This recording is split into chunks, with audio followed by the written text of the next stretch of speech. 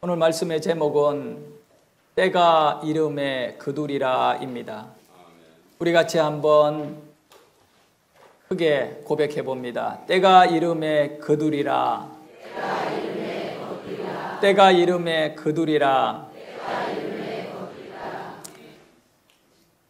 비록 우리는 손에 크게 가진 것이 없는 삶을 살아가고 있지만, 그러나 우리의 마음에는 많은 것을 가지고 있습니다. 마음에 가지고 있는 많은 것 가운데 가장 아름답고 귀한 것이 뭔가? 그것은 바로 여러분의 꿈입니다.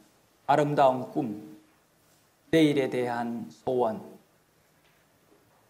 누구에게나 그들의 마음속 깊은 곳에 꿈이 있습니다.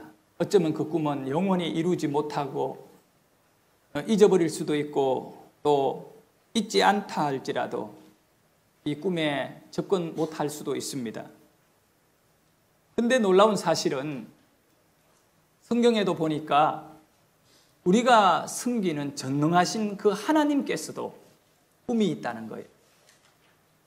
하나님이 부족함이 없는 하나님이시고, 하나님이 원하시면 모든 것을 다 이룰 수 있는 분이기 때문에 그분에게는 사실 꿈이라는 것이 필요 없는 분입니다. 그런데도 성경은 하나님은 꿈을 가지고 있다. 디모데전서 2장 4절에 보면 바울은 디모데에게 하나님의 꿈이 무엇인지를 가르쳐주고 있습니다. 하나님은 모든 사람이 구원을 받으며 진리를 아는 데 이르기를 뭐 하신다? 원하시느니라. 여기에 이 단어 원하시느니라고 하는 이 단어는 바로 하나님의 소원이다라고 하는 겁니다. 소원이 꿈이잖아요. 하나님은 꿈을 갖고 사람들을 기다리고 계십니다. 하나님의 꿈은 여러분이고 우리들의 이웃입니다. 그뿐 아닙니다. 빌립보서 2장 13절에는 너희 안에 행하시는 이는 하나님이신, 우리 예수 믿는 사람에게 누가 계시느냐 이거예요.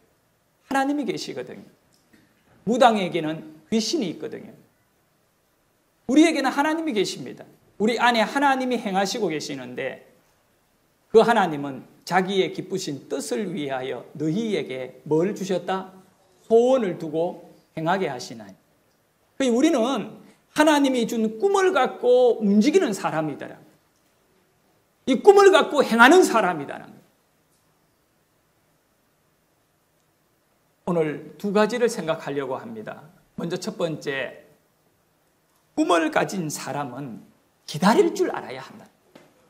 기다릴 줄 알아야 된다. 인내가 필요한다. 이 꿈을 이루기 위하여 기다리지 못하는 사람들은 전부 그 꿈을 어떻게 합니까? 버립니다. 교회에 처음 와서 신앙생활 하려고 할 때 전도한 분들이나 또 힘들고 어렵기 때문에 뭔가 삶의 변화를 기대하면서 교회에 나오게 됩니다. 근데 한 달, 두 달 이렇게 다니면서 자기 삶의 변화가 일어나지 않습니다. 깊은 영에서 일어나는 변화를 보지 못하고 내 눈에 보이는 환경의 변한 줄 알고 있습니다. 그러다 보니 교회 나가도 별 일이 일어나지 않더라는 거예요. 똑같이 힘들고 똑같이 복잡하다는 거예요. 그래서 이 꿈을 가지고 하나님을 믿어보고 영적인 소원을 현실의 삶 속에 열매를 얻으려고 하다가 결국은 지쳐가지고, 꿈을 가진 자는 기다릴 줄 알아야 되는데, 신앙을, 믿음을 가진 자들은 기다릴 줄 알아야 되는데, 하나님의 때가 이름에 모든 것이 새로워지는 그날이 있을 것인데 그 기다림을 견디지 못하고 중간에 돌아서는 거예요. 여러분은 무엇을 기다리고 있습니까? 여러분의 꿈은, 여러분의 기다리는 그것이 여러분의 꿈입니다. 여러분이 기다리고 있는 그것이 바로 여러분이 갖고 있는 진실한 꿈입니다. 저는 우리 아이들에게 꿈을 많이 물어봤습니다. 야, 예리야, 너 뭐 될래? 예리에게는 이제는 더 이상 안 물어봅니다. 나는 진지하게 묻지만 걔가 진지하게 대답을 그래 하지를 않습니다. 그리고 다니엘에게 묻고 여명에게 묻는데 여명이는 어릴 때에는 목회자가 되겠다고 아주 확실한 생각을 가졌습니다. 그때 저는 너무 기뻤고 그렇게 될 줄 알았고 얘는 안 변할 줄 알았습니다. 그런데 지금 물으면 아빠 나중에 뭐 될지는 가봐서 결정하지 너무 힘들게 지금 나보고 이렇게 이야기하지 마. 솔직히 이야기한다. 그래서 내가 얼마 전에도 묻다가 이런 얘기 너희들 대통령 해라. 그러니까 다니엘이 화를 아빠 나보고 대통령 하라면 어떡하냐. 요걸 최고 많이 얻어먹는데 그런 건 나는 줘도 안 한다는 거. 자기는 대통령 같은 건 안 한대요. 그러면 그런 얘기는 하지 마라. 그래서 걔네들이 최진 꿈이 없어요. 어리기 때문에 그런지는 모르지만 여러분도 그렇습니까? 여러분 그렇게 살아갑니까? 너무 황당한 것들을 꿈에 그 본질로 여기고 갑니까? 그건 또 문제가 있겠지요. 지금 현재 여러분이 기다리는 거예요. 뭘 기다리느냐 이거예요. 그 기다림이 여러분의 꿈이니까 좋은 것을 기다릴 수 있기를 소원합니다. 그래서 오늘 본문 갈라디아서 6장 9절이 하나님이 우리에게 주시는 답이거든요. 기다리는 자들이 가져야 될 답인 거예요. 우리 같이 한번 읽어볼까요? 우리가 선을 행하되 낙심하지 말지니 포기하지 아니하면 때가 이름에 거두리라. 오늘 성경 말씀의 요절입니다. 요절. 이 여러 몇 절의 말씀 가운데 가장 중요하고 우리가 외우며 이 말씀을 가슴에 담고 이번 한 주의 양식이 되어야 돼요. 우리가 선을 행하되 우리는 악을 행할 수 없잖아요. 하나님의 말씀이 선하고 믿음이 선이고 이 말씀대로 가는 것이 선을 행하는 것인데 우리가 선을 행하되 뭐 하지 말라? 낙심하지. 그 말씀대로 살면 잘 되어야 되는데 그러지 않을 때가 많이 있어요. 그럴 때 이 선을 행하지만 우리가 의문을 느낄 때가 있어요. 예? 그럴 때 어떻게 해야 되느냐 하면 낙심하지 말아라는 겁니다. 예? 남들에게 오해를 받을 수도 있고 또 믿음대로 살다가 손해를 볼 수도 있지요. 그럴 때 낙심하지 말라는 겁니다. 옆에 분에게 가르쳐 줍니다. 선을 행하며 살아가다 어려움을 만나도 낙심하지 마세요. 힘들면 간단히 말해서요. 낙심하지 마세요. 악을 행하다가 낙심은 당연히 해야지요. 악을 행하다가 낙심해야 깨닫고 돌아오잖아요. 근데 문제는 선을 행하다가 믿음대로 살다가 낙심해버리면 끝나버리니까 안 된다는 거죠. 그래서 우리가 선을 행하되 낙심하지 말지니 뭐 하지 아니하면 포기하지 아니하. 이 선을 포기하지 않는 겁니다. 우리가 기다리는 그 비전을 포기하지 않는 겁니다. 포기하지 아니하면 때가 이름에 어떻게 한다? 거둔다. 그런데 여기에 때 이게 중요합니다. 언제가 때냐 하면 하나님의 역사가 일어나는 때가 있다. 아멘. 여러분에게 때가 있는 거예요. 아멘. 하나님께서 여러분을 다시 한번 이렇게 세우는 때가 있을 거예요. 아멘. 여러분의 인생을 귀하게 여기게 하고 또 여러분을 힘있게 하는 때가 있을 것입니다. 사랑하는 성도 여러분, 마음의 꿈을 가졌지만 그 꿈을 진행하는 과정에는 언제나 고난이 있습니다. 네, 고난이 있습니다. 제가 지금은 이제 행사가 다 끝나서 마음이 참 편합니다만은 8월 15일 오늘이 며칠이지요? 17일이니까 이틀 전에 인천의 로고스 호포에서 선운선교의 밤 큰 행사를 진행했습니다. 그날 오신 분이 400명이 넘게 오셨습니다. 지난 6월 달에 5월이네요. 보니까 5월에 그 부산 선운선교회 그 부산에 계시는 최원정 목사님이 저한테 부탁을 했어요. 인천에 로고스 호포가 들어오면 거기서 선운선교회 밤을 한번 진행했으면 좋겠는데 이쪽에는 아무도 이렇게 줄 수 있을 만한 분이 없으니까 내가 좀 했으면 좋겠어요. 저도 기쁨으로 그거를 받아들였어요. 예, 그렇게 하겠습니다. 그리고 몇 달간 준비를 해오는 가운데 여러 명을 만나고 저 주위에 많은 목회자들이 계시니까 그분들에게 이렇게 이번 선언선교회 밤 행사에 초대합니다. 교인들 데리고 오셔서 같이 기도도 하고 이 로고스 호프호 안에서 사역을 위해 가지고 우리가 헌신합시다. 그렇게 이야기했는데 사람들은 알았다고 그때 가서 뭐 좀 한번 생각해 보자고 이렇게 했는데 이제 막상 행사가 한 20일 정도 남겨놓고 나니까 올 사람들이 없는 거예요.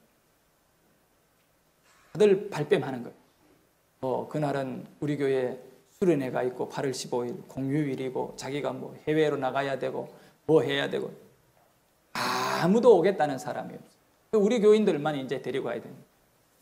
중원부의 고근선 목사도 못 온다. 누구도 믿을 수 없는 거예요. 그 답답함은 이루 말할 수가 없었어요. 그래서 내가 우리 집 사람한테 진지하게 얘기했어요. 여보, 이 400명을 모아야 되는데 데려올 사람도 없고 우리 교인들 한 100여 명 가면 참 행사가 이상할 것 같으니까 취소를 해야겠다. 이렇게 얘기하니까 나보고 딱 잘라가 그 주님의 일인데 그걸 마음대로 그래 취소하고 하지 말고 기도하고 그냥 하라고. 너무 쉽게 얘기하는 거예요. 그럴 때 내 마음으로는 내가 지금 얼마나 힘들어서 오죽했으면 취소를 하려고 하는가. 이 마음도 못 알아주고 그 부인도 이제 필요 없어요. 아무도 안 알아줘. 이 답답한 마음을 갖고 부산의 그 최원종 목사님 핸드폰, 목사님 핸드폰, 사모님 핸드폰으로 전화를 한 서너 번 했어요. 며칠간 거쳐가. 답답하면 전화해가지고 못하겠다고. 왜 그러냐 하면 8월 17일 날 제가 중국에서 밤늦게 들어오잖아요.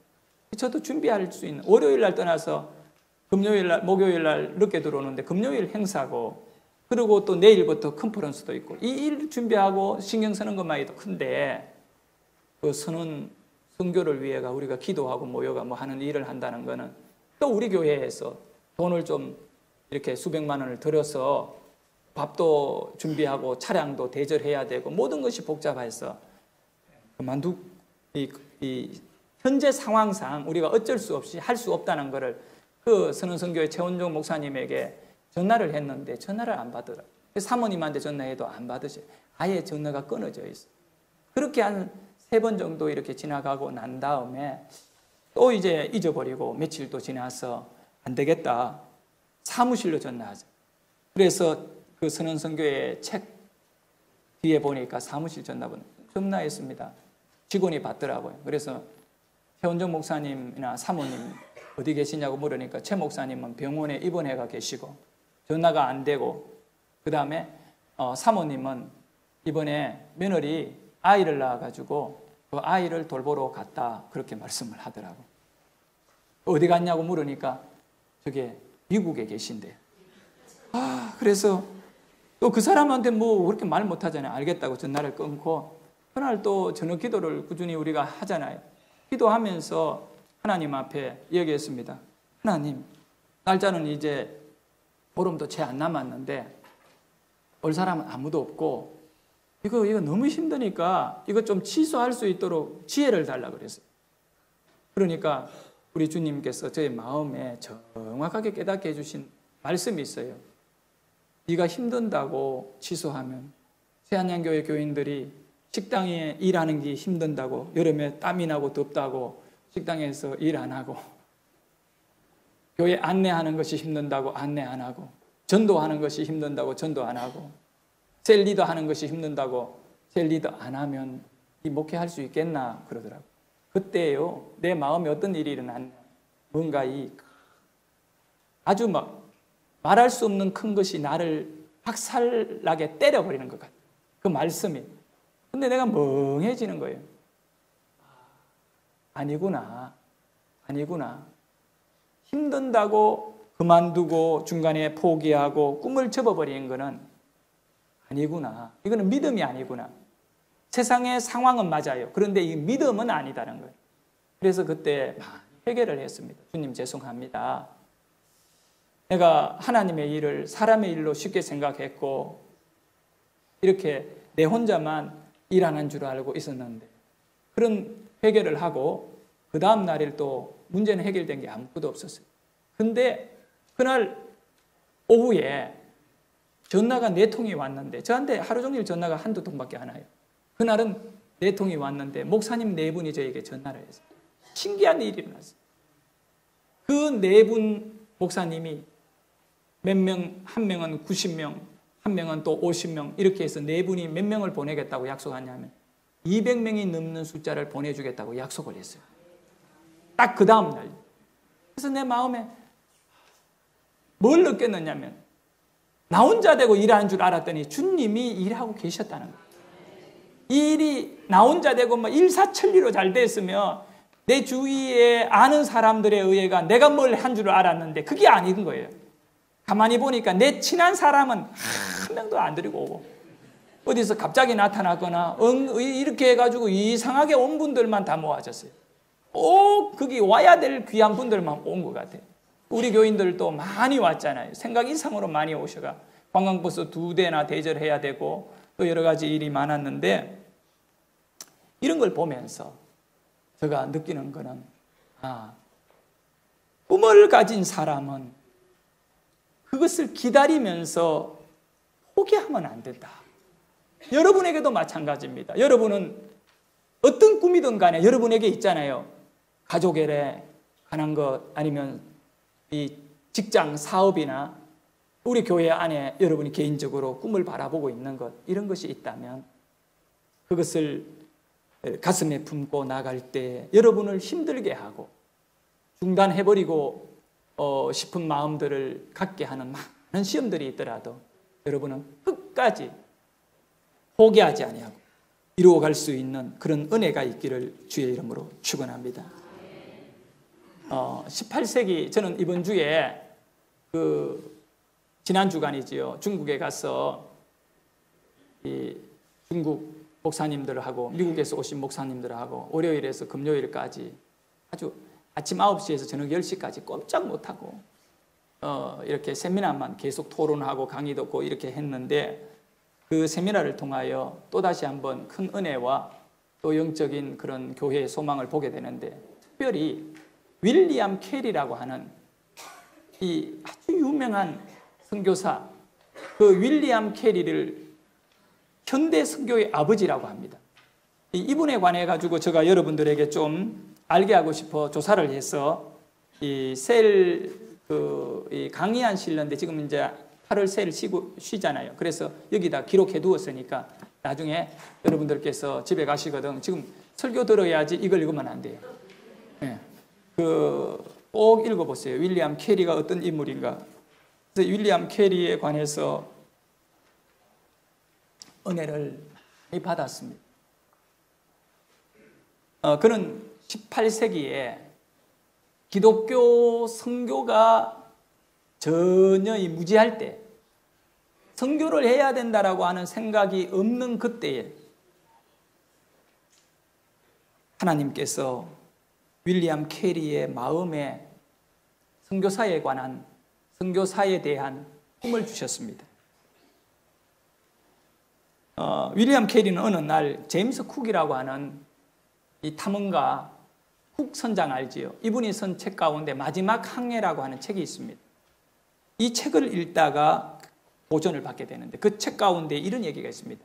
아시아의 그 태평양 인근에 있는 섬들과 그리고 인도 그런 나라들에 너무 비참하고 식민지화되어 있는 그런 나라들 아무도 그들에게 기독교를 전해주려고 하지 않을 뿐 아니라 그렇게 된 이유는 거기에는 아무 명예도 이익도 뒤따르지 않기 때문에 기독교인들은 그들을 복음화시키지 않고 있다. 이 탐험가의 눈으로 볼 때에 그 많은 인도와 벌어져 있는 식민지 국가들은 분명히 복음을 전해야 되지만 사람들은 그들에게 복음을 전하지 않고 있는 이유는 복음 전하는 일에는 명예와 이익이 없기 때문에 사람들은 명예를 얻는 일에 발빠르고 이익을 얻는 일에 사람들이 모여들고 있다는 겁니다. 당시에 영국은 인도인들에게 복음 전하는 것을 금지시켜놨습니다. 그들은 사람으로 취급하기보다 노예로 취급했습니다. 그 인도를 점령하고 있었던 동인도 회사가 복음을 전하지 못하게 했습니다. 윌리엄 캐리가 인도에 들어가서 복음을 전하다가 동인도 회사에 의해가 쫓겨나기도 합니다. 1793년에 윌리엄 캐리는 32살의 나이에 침례교 목사로 있었는데 친구 토마스와 그리고 아내 또 자기 여동생 4명이 몇 달의 항해를 거쳐서 인도로 첫 선교사로 들어가게 됩니다. 들어가서 이제 그 염료 공장, 물감 공장에서 7년간 일하고 또 농장에 가서 농장 감독자로 또 수년간 일하면서 그는 돈을 벌어서 뭘 했느냐 하면 인도의 여러 부족들의 사람들이 성경을 읽을 수 있도록 성경 번역의 일을 시작했던 거예요. 그 일을 하는 가운데 아내가 너무나 힘든 인도 생활에 이제 미쳐버렸습니다. 그래서 정상적인 이 행동을 하지 않고 정신병에 걸려가지고 몇 년간을 고생했는데 결국 아내 죽었습니다. 아들이 있었는데 아들도 풍토병을 이기지 못하고 영국에서 건강한 아들이 인도에서 시름시름 하다가 죽었습니다. 아내도 아들도 잃어버리고 말았어요. 그런 가운데 본국으로 돌아오지 않고 인도인들이 하나님의 말씀을 읽을 수 있도록 성경 번역하는 일에 몰두해서 돈을 벌면 사람들을 사서 이거를 번역하고 20년을 했습니다. 32살에 시작한 인도 선교가 결국 50살이 되었을 때 그는 12개 언어로 인도에 있는 12개 이 부족들 언어로 성경을 번역을 하게 됩니다. 그런데 하루 저녁에 그 성경 번역이 다 이루어져가 이제 출판을 앞두고 있었는데 요즘 같으면 컴퓨터에다가 입력해가지고 여기저기도 보관을 할 건데 그때는 손으로 일일이 작업해서 그거를 차곡차곡 창고에 넣어놨는데 불이 나가지고 단 한 개도 건지지 못하고 전부 다 맙니다. 20년 아주 말할 수 없는 수고를 해서 얻은 결과를 하루 저녁에 불에 다 태웁니다. 한번 생각해 보십시오. 그때 이 윌리엄 캐리의 마음이 어떻겠습니까? 지난 20년간 아마 하나님께 원망하고 싶지 않았겠습니까? 하나님, 나를 인도에 보내신 분이 하나님이 아닙니까? 그런데 이제 결실이 맺혀지는 이 단계에서 왜 이런 일이 일어나야 합니까? 이렇게 할 수 있겠지요? 그런데 윌리엄 캐리는 지금도 그 편지가 남아있는데 영국에 있는 친구에게 편지를 보냅니다. 그 편지에 이런 내용이 있습니다. 나는 처음부터 성경 번역을 다시 시작하려고 하네. 상황이 열악해도 나는 하나님을 믿는다네. 사랑하는 여러분, 꿈을 가졌지만 이 꿈이 다 무너진 것 같이 보이는 상황 속에도 하나님을 믿는 거예요. 포기하지 않는 거예요. 계속하는 거예요. 그 친구가 그냥 단순한 편지 한 장을 읽고 성령의 감동을 받아요. 윌리엄 캐리가 20년간 그렇게 수고한 거 불에 다 탔는 거예요. 그는 또다시 성경을 번역을 시작했어요. 이 윌리엄 캐리는 32세에 인도에 들어가서 73세까지 살았습니다. 40년을 살았는데 그 40년 동안 단 한 번도 인도를 떠난 적이, 영국에 돌아온 적이 없어요. 그 땅에서, 그가 들어가서 그 땅에서 성경만 번역하다가 그냥 그대로 죽었습니다. 근데 그 친구가 감동을 받고 주위 교회 목사들에게 알리기 시작했어요. 윌리엄 캐리가 인도에서 선교를 하는데 그 모든 20년 된 번역본을 다 태웠는데 또다시 시작한단다. 우리가 도와야 되지 않느냐. 이 목사님이 여러분들에게 도전을 줘서 놀라운 일이 일어났습니다. 이 엄청난 헌금이 윌리엄 캐리를 위하여 작정되었고, 그것보다 더 중요한 것은 선교에 관심이 없었는데 사람들이 이 일로 인하여 영국의 수백 명의 젊은이들이 인도 선교사로 떠나게 되는 겁니다. 할렐루야.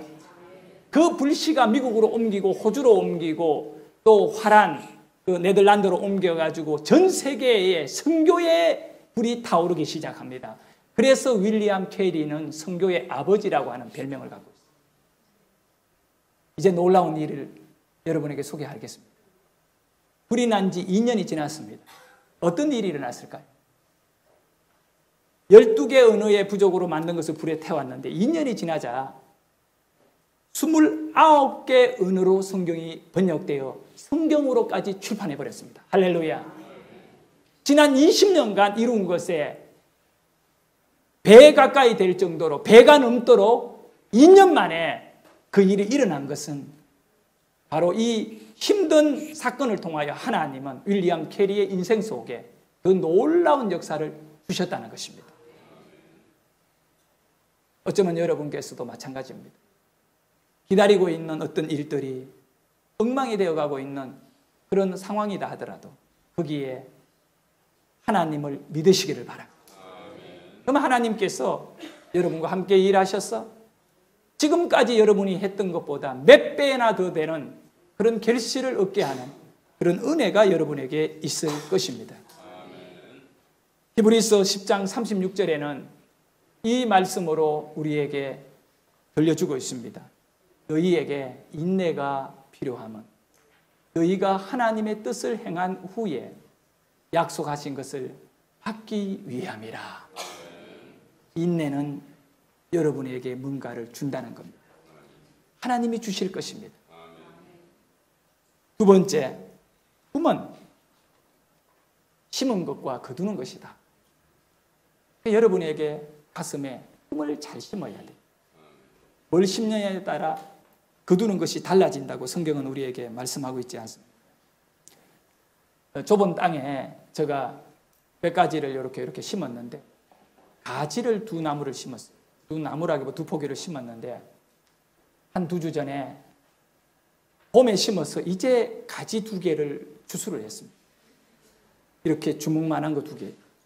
그리고 보니까 너무 이 올게닉입니다. 쉽게 말하면 친환경입니다. 그래서 여기에는 어떤 농약도 묻지 않은, 그래서 아내와 저가 함께 그걸 따서 씻어서 삶았습니다. 그리고 참기름과 이 깨소금 간을 뿌려가지고 그걸 묻혔어요. 그리고 식탁을 탁, 그날은 가지 요리 하나로 저녁을 다 끝내려고. 딱 두고, 이 건강한 이 얼마나 좋은 거예요. 그러고는 이제 밥 한 숟갈 입에 넣고 가지를 딱 집어가 입에 넣고 씹었는데 가지가 아니라 가죽이었습니다. 여러분, 나는 가지가 이렇게 질기다는 사실을 처음 알았습니다. 씹어도 없어지지가 않아요. 완전히 가죽을 씹는 거하고 똑같아요. 그러다가 도저히 씹지 못하고 뱉었습니다. 그리고 나머지를 다 버렸습니다. 농사의 방법이 틀렸던 겁니다. 농사를 잘못 지은 거예요.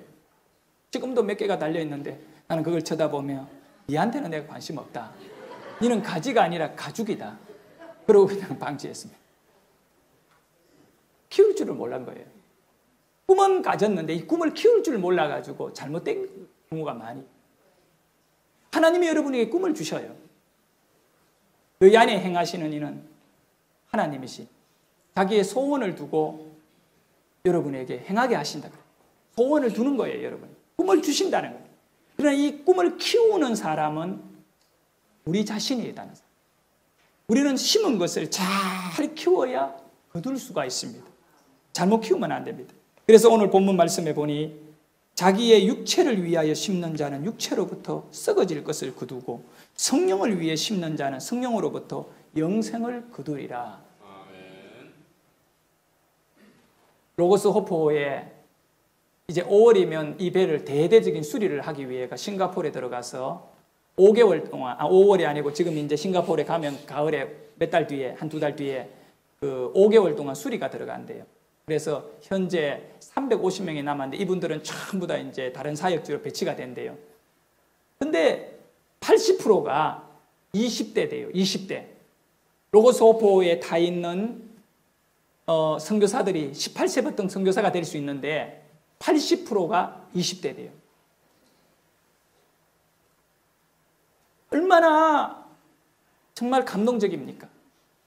이 젊은이들이 자신의 삶을 하나님께 드리겠다고, 이 육체로 심는 자는 육체로부터 썩어질 것을 얻지만 성령을 위해 심는 자는 성령으로부터 영생을 거두리라. 우리에게도 이 기회를 놓치면 안 돼요. 영적인 것에 여러분이 심을 수 있기를 주의 이름으로 축원합니다.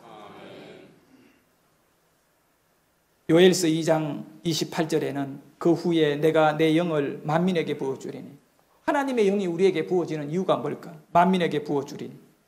우리 말씀을 봅니다. 너희 자녀들이 장래의 일을 말할 것이며 너희 늙은이는 뭘 꾸며?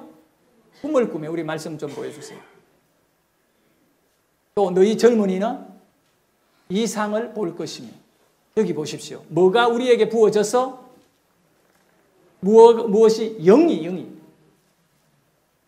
내가 내 영을, 하나님의 영은 성령이잖아요. 성령을 너희들에게 부어준다는 거예요. 누구에게? 자녀에게 부어지면 그가 막 장래 일을 말하는 거예요. 앞으로 나는 망했다가 아니라 잘 될 것이다. 미래의 소망을 있는 장래를 말하는 거예요. 늙은이는 이제 나는 죽는다가 아니라 꿈을 갖고 내가 뭘 해야겠다는 거예요. 그리고 젊은이에게는 이상을 보게 하는 거예요. 이 모든 꿈은 어디에서 오느냐 하면 따라합니다. 성령으로 온다. 영적인 꿈은 성령으로 오는 거예요. 여러분께서 예배를 드리는 가운데 성령님이 이곳에 함께 하시고 여러분의 마음에 문을 열게 하시고 이 열린 마음의 문을 통하여 비전과 꿈을 심을 때 아멘으로 받아들이시고 더 큰 일을 할 수 있는 영적인 그런 인물로 자신을 이렇게 바꿔갈 수 있기를 소원합니다.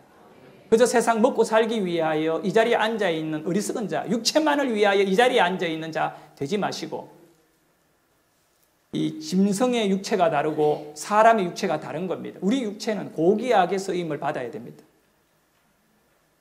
그래서 다윗은요, 성령을 받은 인물이었습니다. 들판에서 하나님을 찬양하면서 성령 체험을 한 거예요.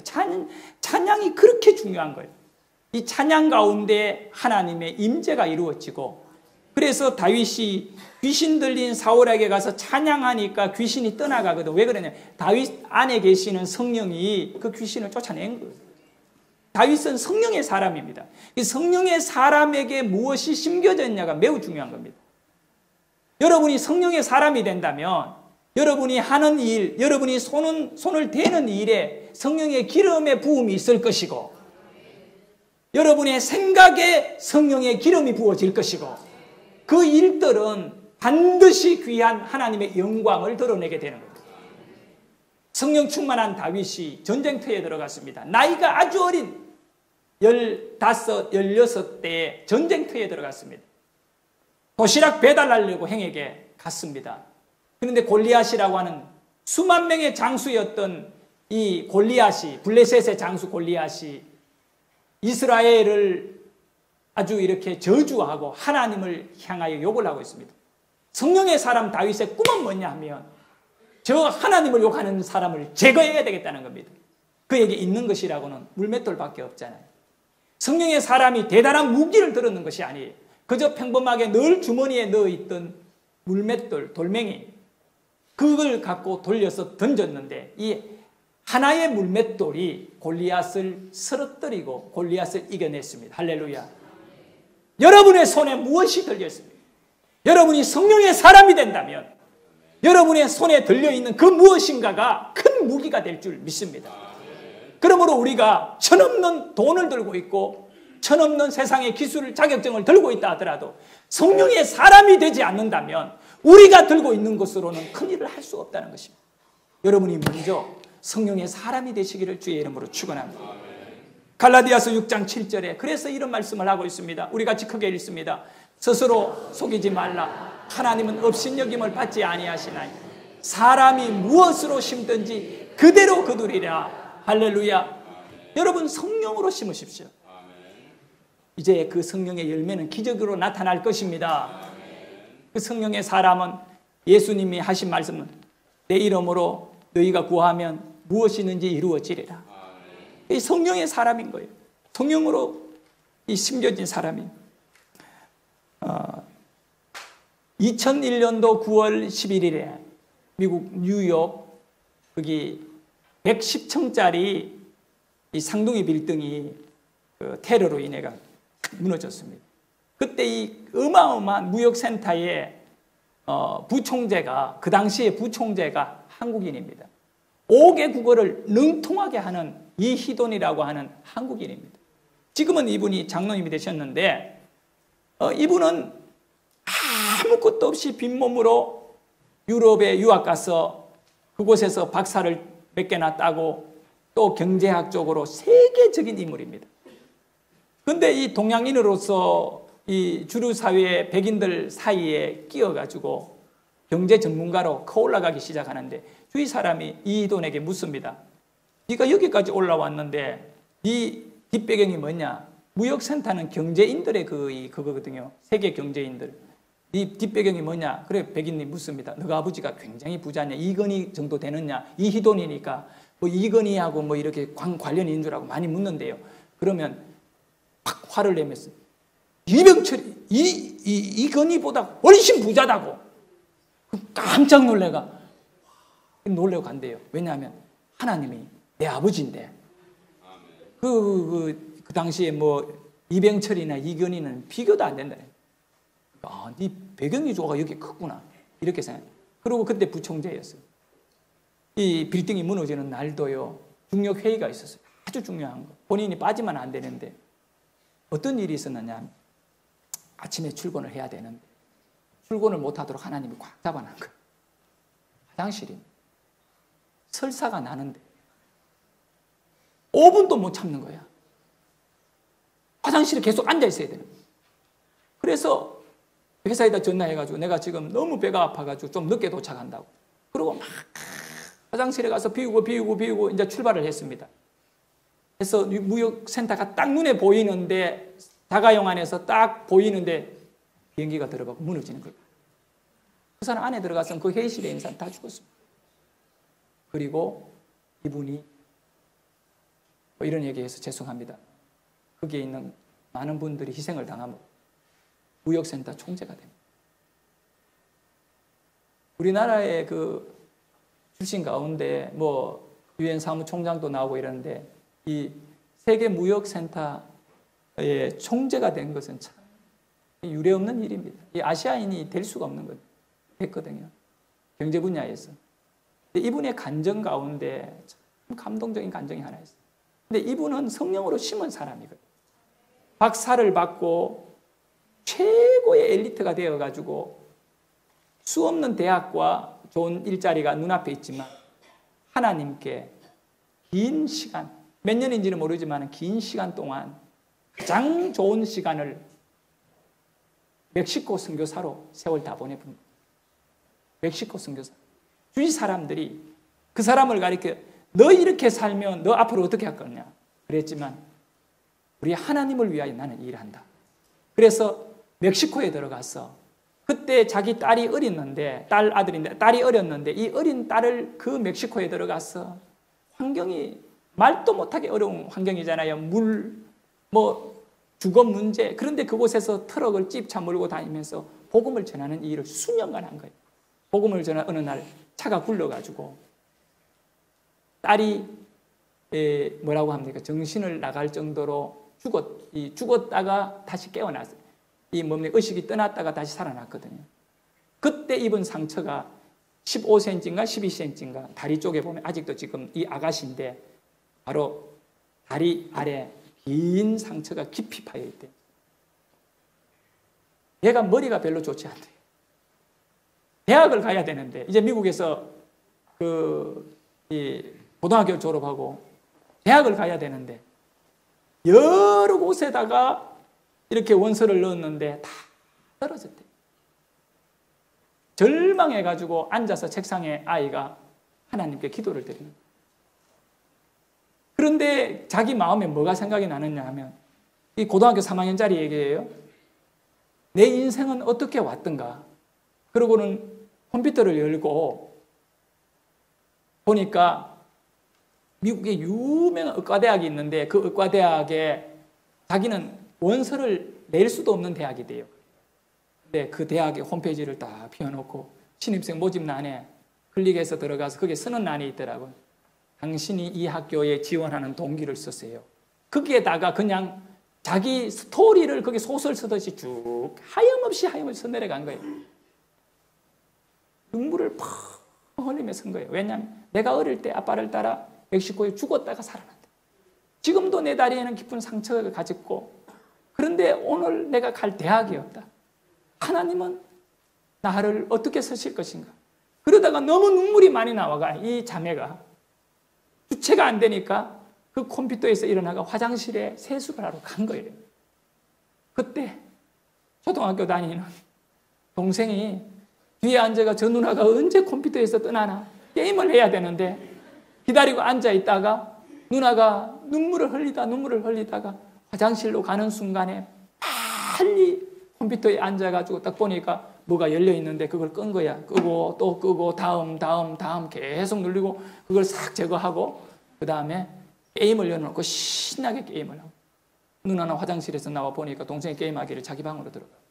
그리고 한 보름인가 시간 지난 다음에 집에 편지가 왔는데 미국에서 최고 알아주는 의과대학에서 이 아이를 조건부 입학을 시켜줘. 그러니까 아버지도 그 딸도 원서를 낸 적이 없는데 어떻게 합격증이 날아왔냐 이거예요. 원서를 낸 적이 없는데. 그래가 아버지가 뭐 그 무역센터 총재 정도 되니까 유명한 분이잖아요. 그 대학교에다가 전화해서 물어본 거예요. 우리 딸이 원서를 낸 적이 없는데 합격증이 날아온 이게 사실이냐니까 조사를 딱 하더니 원서를 냈다는 거예요. 원서 낸 적 없다니까 원서를 몇 월 며칠 날 냈다는 거예요. 인터넷으로 원서를 넣었대요. 여러분 대강 아시겠지요? 어떤 일이 일어났는지.